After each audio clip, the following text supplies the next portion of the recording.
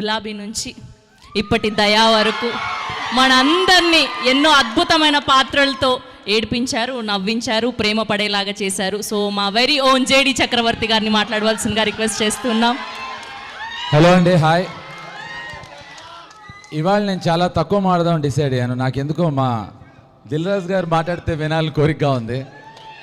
కాదు రాజుకి కాదు రాజు మాట్లాడితే వినాలని నాకు కోరికగా ఉంది. ఫస్ట్ దుల్కర్ గురించి చెప్పాలి. నాకు మా సినిమా గురించి ప్రమోషన్స్ గురించి మాట్లాడుతూ నేను అవతార్ గురించి ఎక్కువ మాట్లాడా.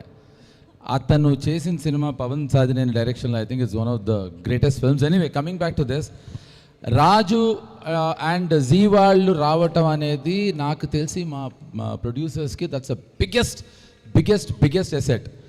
రాజు నేను ఈ గురించి చాలా చెప్పాను. ఇప్పుడైతే డబ్బా కొట్టారని అనకూడదు. నా ఇంటర్వ్యూస్ అన్నిట్లలో రాజు గురించి చెప్పాను.